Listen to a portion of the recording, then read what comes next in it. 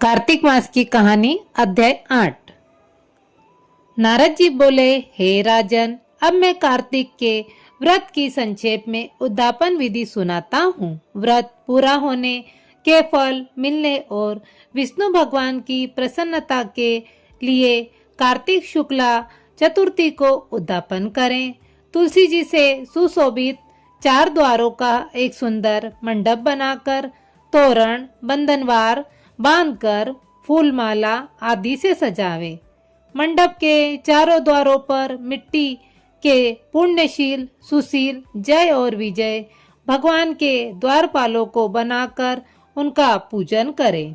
फिर तुलसी के चारों ओर अनेक रंगों से सुशोभित सर्वत्रोभत चक्र बनावे। उसके ऊपर पंचरत्न और नारियल रखकर एक सुंदर कलश स्थापित करें। इसके बाद महालक्ष्मी सहित विष्णु भगवान की स्थापना करके पूजन करें। व्रती पुरुष ब्रह्मा आदि देवता इंद्रादि लोकपालों का मंगल हेतु पूजन करे।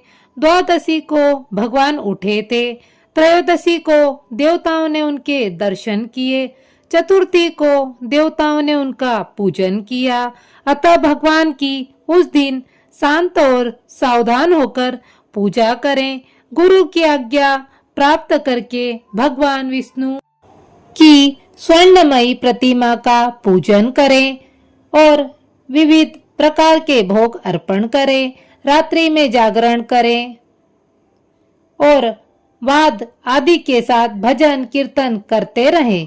प्रातः काल उठकर नित्य कर्म करें। पश्चात हवन करें। ब्राह्मणों को भोजन करावें। जो विधि पूर्वक इस बैकुंठ चतुर्थी का व्रत करता है तो वह इसके व्रत मात्र से बैकुंठ धाम को पाता है।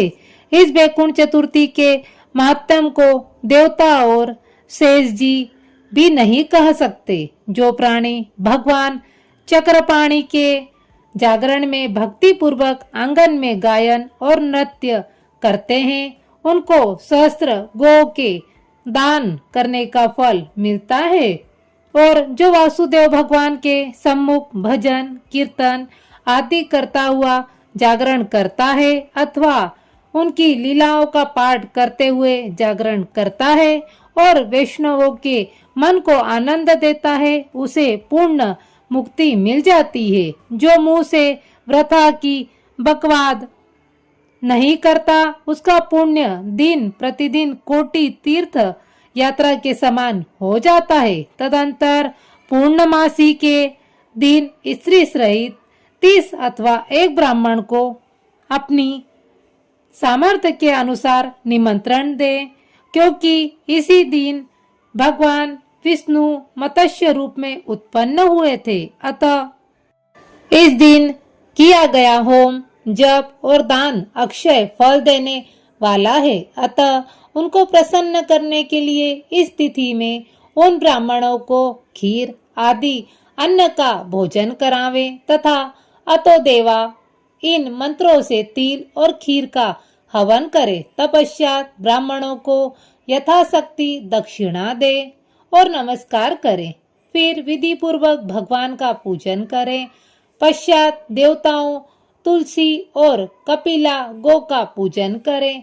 फिर वस्त्र आभूषण से सुशोभित होकर गुरु का पूजन करें। क्षमापन करावे और मेरी व संतान पुत्र पौत्र आदि की दीर्घ आयु होवे तथा पूजन करने से मेरे मनोरथ सफल हो और मरण उपरांत मुझे विष्णु लोक की प्राप्ति हो। ऐसे उन ब्राह्मणों से क्षमापन करा के और प्रसन्न कर पूजा विसर्जित करे तथा पूजा की सामग्री एक गो के समेत गुरु आचार्य को निवेदित करे।